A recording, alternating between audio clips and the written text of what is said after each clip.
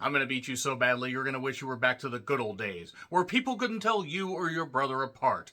Oos! Gunther truly is one of the finest professional wrestlers in the world today. I'm Joe Renton with my review of WWE Raw from the Enterprise Center in St. Louis, Missouri. 18,000 to 22,000 seat capacity, 10,000 people according to WrestleTix, and this crowd certainly was raucous, at least in parts. Sam Muchnick would have looked at this show and decided, I don't want to do this anymore, and then everybody would have turned around and said, Sam, what the fuck are you doing here? You had your retirement show on January 1st, 1982, and you've been dead for a number of years. Enough about Sam Muchnick. What do you remember about Sam Muchnick's professional wrestling run? Hello, wrestling fans.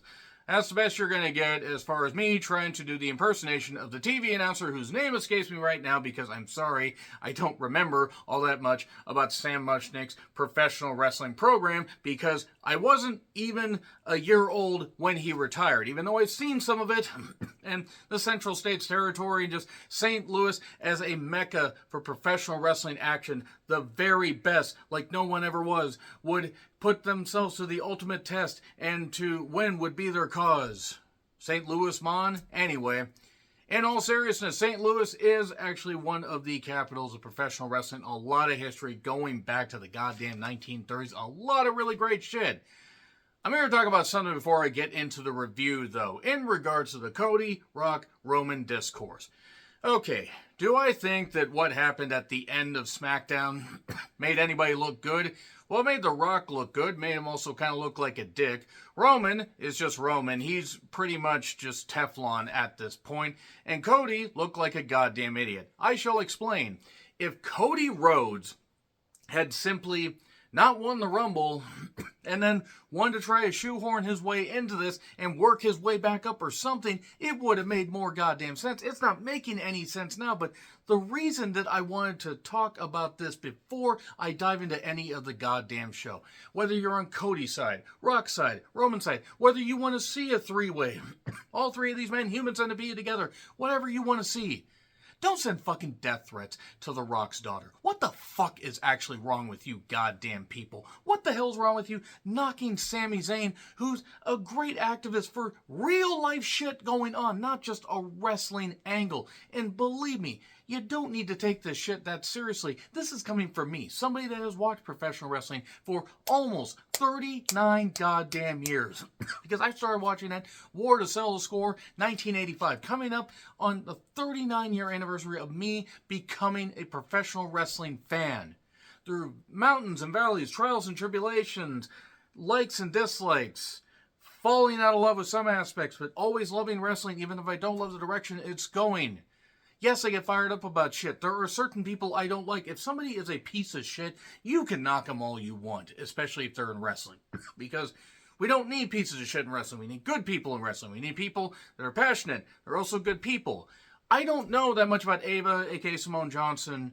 Beyond, I don't know if wrestling is necessarily going to work out as far as, like, her in the ring. But she's a GM, and guys, if it turns out that she simply is there and simply is a head case and is only there because The Rock's in the TKO board, if it turns out it's something like that, almost like, the case of nepotism, like a George Goulas situation, okay, we can say that she shouldn't be on the program.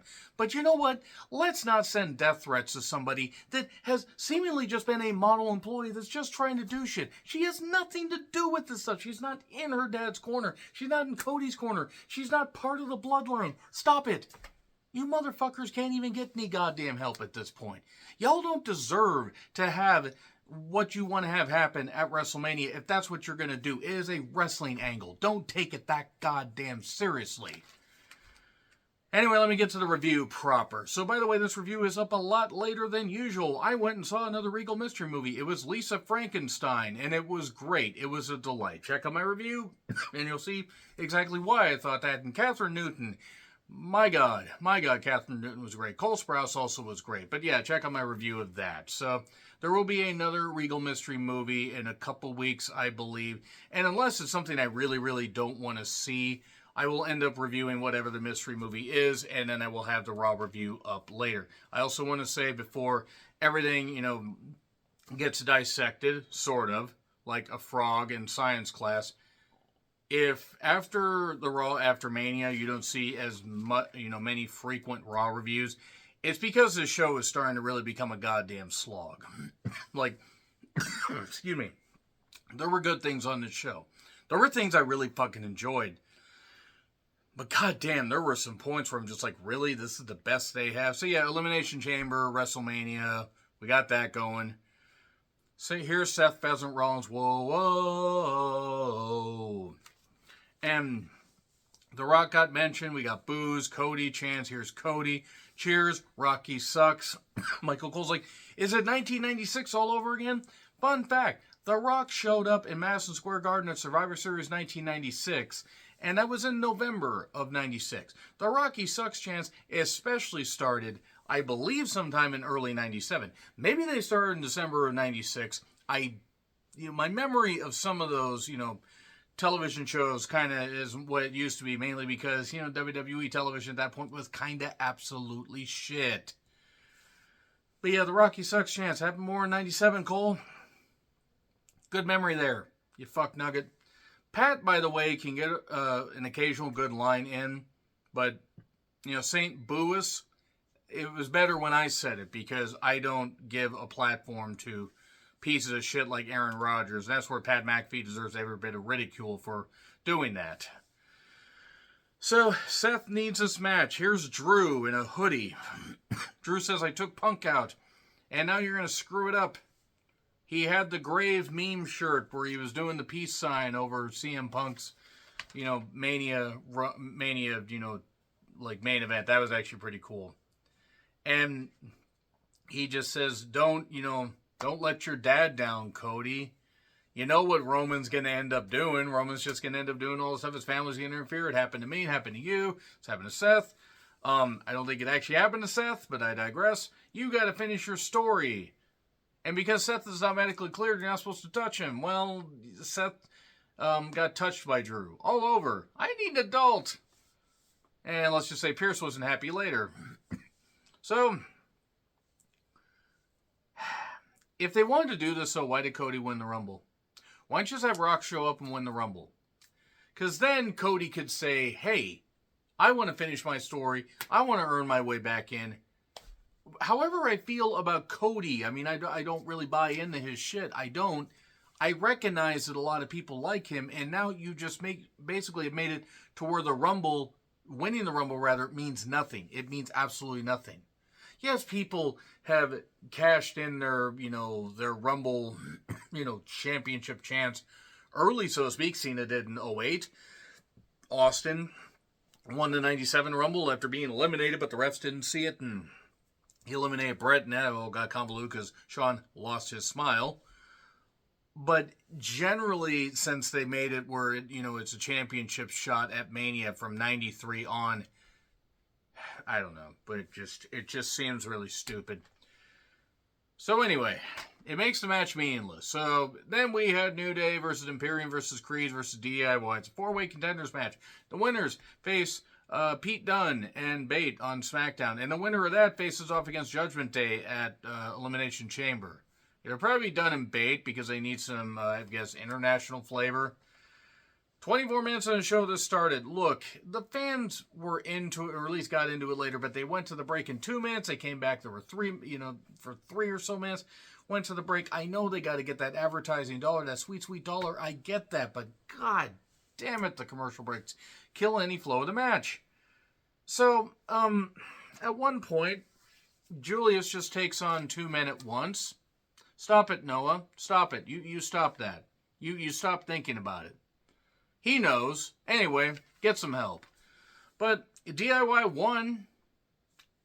I mean, it was what it was. I'm sorry, but these multi-women car crash matches, they blend together. They just do.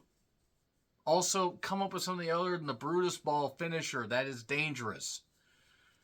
Anyway, Shayna's fired up. She's fired up to be in the chamber. Becky's fired up to be in the chamber. And boy, the lynch is very alive in St. Louis. So Becky took on Shayna in a chamber qualifier. Don't worry, Noah. You don't have to worry about Shayna stinking up the Elimination Chamber like you thought she did 4 years ago. In hindsight, he's not wrong. And though he did have some funny tweets for it, I will say that much. Noah Sky, by the way, I just want to say. They love Becky. They cut to Zoe. Zoe remembers when Sam Muchnick ran his first wrestling show in 1945. And Liv is watching backstage. Liv is going to get Raw next week, and Kira, I will turn this goddamn show around right now if you don't stop thinking about it. You stop it, you get some help. But, yeah, Manhandle Slam for 3. It was what it was. I didn't hate it. And then Kathy is with Liv, and Liv is just laser focused and has her eyes and thighs on Rhea. She's going to get her revenge. See, we're all being perfectly innocent, but then Kira's, over wherever he is, not thinking respectfully, despite what you think. I know you're thinking about it. To be fair, how can we not eyeball Liv and want to love Liv? Live, laugh, love Liv. I don't know what the hell I'm saying.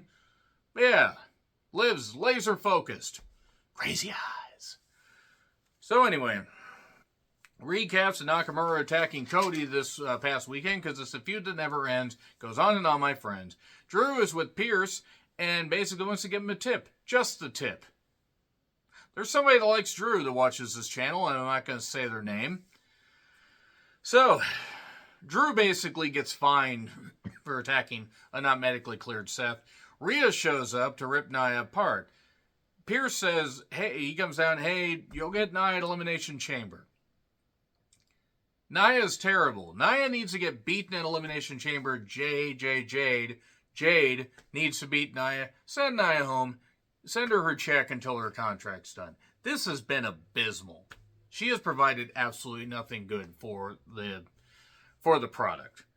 So, yeah, Rhea got taken out again. It's just Rhea cannot get something good out of Nia. Nobody can. Recaps of Bayley piping damage control. That is the second most violent piping I have seen involving a Hispanic woman and 3 Japanese women. 3 Japanese women, even. 3 Japanese and a woman. It's like, look who's talking. Let's just move on. They had footage of Asuka and Kairi working out. And I actually wrote down right after that, when Maxine Dupri, who makes... After I saw that this was going to be the next match, I said, nah, fuck it. I had been recording the program, and I turned it off. I said, no, I can't. I care too much about my, well-being, just mentally before watching the movie. Tozawa and Maxine Dupri. Or Dupri. However the fuck it's said. Took on Thivar and Valhalla is Dear. Smelly-ass woman that probably knocked out the first 3 rows with her noxious fumes. That's just from her feet. I know that wrestling's tough, and I'm not saying that Maxine's not trying. She needs to find something else to do other than try and get in the ring. She messed up everything. She messed up a goddamn thing in the corner, attempted a sunset flip in the corner, a crossbody. She couldn't even do a spot on the apron right. I know it's difficult. I'm sure she's nervous, and I'm sure she's nice. Do not get in the ring anymore. Stop. Don't put her in the ring anymore. They had Dana Brooke on their goddamn roster for, 10 years? And I'm not saying that Dana necessarily ever got a ton better, but she at least was trying. I mean, it's like, at least she was trying to get better. Maxine, no, please stop. Just stop. Stop. This is only a couple minutes. And at one point, there was I think Cole had said something like, oh, what a move by Maxine. The only move she could make that could benefit this goddamn program is kidding to ringside. Just stay at ringside. Stay at ringside and be blonde. That's really all she can do. Slam to Tozawa. There you go. That was a match. Yeah, it certainly was. Truth still thinks he's in the Judgment Day. And Priest is like, you know what, Truth, make yourself at home. I don't care. And he's got all these shirts. More on that later. Jackie is with Miz. And I think Jackie was distracted by a light bug because just it kept doing this and her eyes just kept going all around. So JD took on Miz, JD McDonough, and Truth showed up handing out shirts and then the Lego headbutt.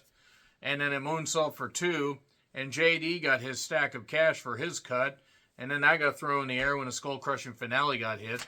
The show just became garbage at this point. Recaps of the women's tag title switch. Pierce says, "Don't worry, Imperium. Gunther will get what he wants." Steiner is here to sign. Maybe. Hopefully. Probably. I think him versus Gunther would be nice. Package on Punk's injury. He will come back stronger. I just hope he recovers 100%. And Mania 41 needs to be it. That's going to be his one shot to get a Mania main event.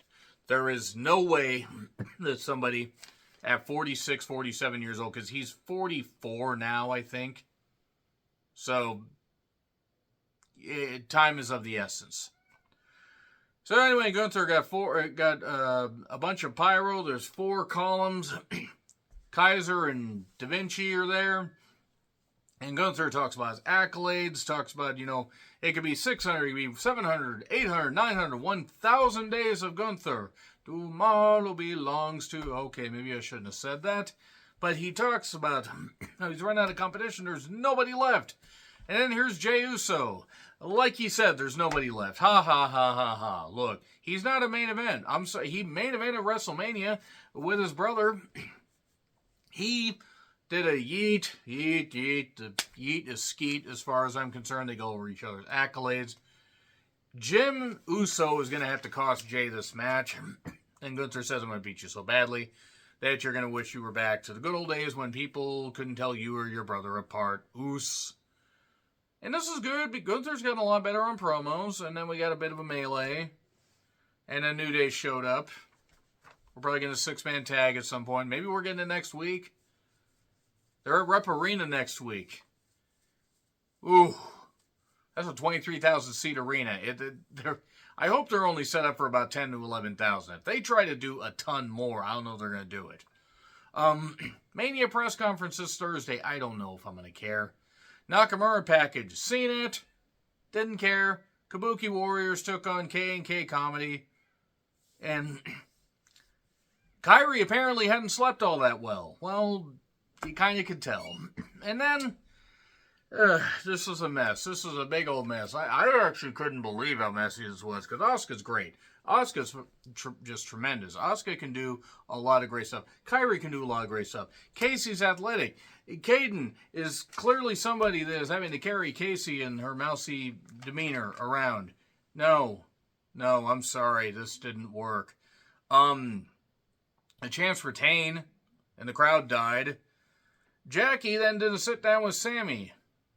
Sammy basically had to carry this goddamn thing. Look, I'm sure Jackie's nice, but interviewing is not for her. And Sammy basically says he's going to keep fighting. He wants to get his shot. He wants to become world champion. Good luck. Cody then took on Nakamura in a bull rope match. They said it was the same bull rope that Dusty used. I mean, maybe it was a bull rope he used. I don't know if it's the same one he used almost 50 goddamn years ago or whatever it was. I don't believe that. But who am I to argue? I don't know how to tell how old a rope is. Because I don't care. Cody got missed it, but he won. And then Drew attacked him. It's not even anything against Cody. I just didn't care about this Nakamura-Cody feud before. So why am I going to care if they're revisiting it with even less momentum? Cody versus Drew next week, I assume. Anyway, agree, disagree with what I said? Like, share, subscribe, Twitter handle in the description. I'm John Ritlin. I'll see you soon.